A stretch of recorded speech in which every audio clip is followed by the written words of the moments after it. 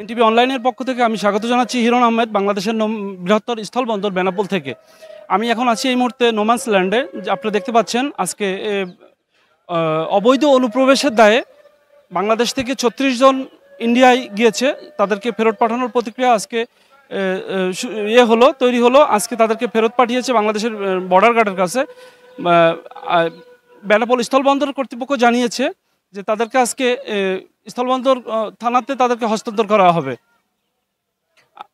আপনারা দেখতে পাচ্ছেন আমার সাইডে ইন্ডিয়া বর্ডারের বেশ কিছু অংশ এবং বিএসএফ সহ তারা আজকে আনুষ্ঠানিকভাবে এখানে তাদেরকে হস্তান্তর করলো। অবৈধ অনুপ্রবেশের দায়ে যারা ভিতরে ছিল তাদেরকে আজকে বিডিআরের কাছে অর্থাৎ বিএসএফের কাছে বর্ডার গার্ডের কাছে ফেরত পাঠালো। ওই পাগল হয়ে গেছে, মাথা মেন্টাল হয়ে গেছে, মাথার সমস্যা। আমার বাসায় কক্সবাজার। কক্সবাজার। আমি ইন্ডিয়া আসি নাই জীবনে, আমার মায়া আসিল।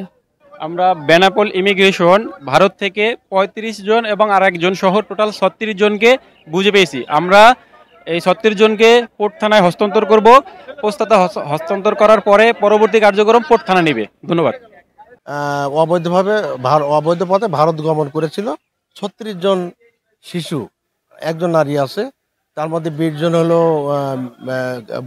ছেলে শিশু, আর হলো ১৫ জন মেয়ে শিশু আর একজন নারী।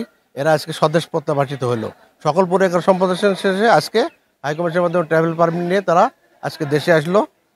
আমরা বেসরকারি সংস্থা Right Jessore, Justice and Care, BNWLA পক্ষ থেকে তাদেরকে জিম্মাইন সকল ইমিগ্রেশন প্রক্রিয়া সম্পাদন পরে আমরা বেনাপোল পোর্ট থানা জিডির মাধ্যমে আমরা স্ব অর্গানাইজেশনের ক্ষেত্রে যাদের পক্ষে আমরা কাজ করেছি সেগুলো তারা নিয়ে তাদেরকে জিম্মাই নেব।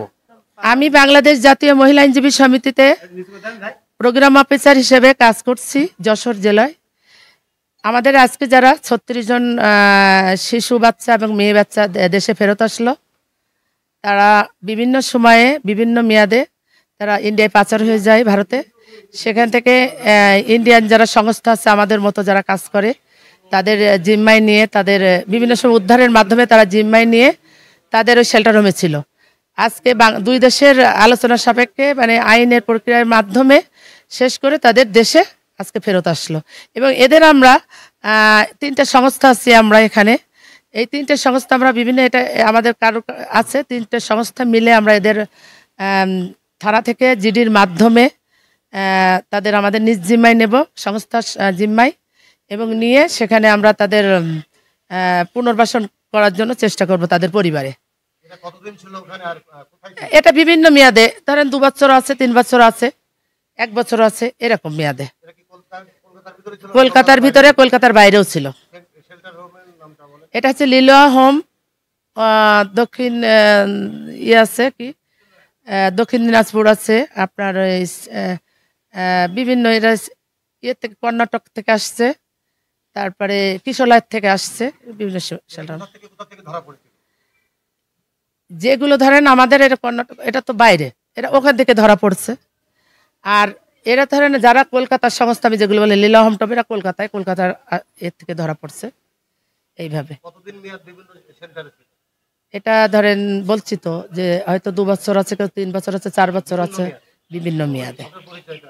আমি রেখা বিশ্বাস, বাংলাদেশ জাতীয় মহিলা আইনজীবী সমিতিতে আছি প্রোগ্রাম অফিসার হিসাবে। Hiran Ahmed, NTV online correspondent, Sharsha Benapole, no man's land, Jessore.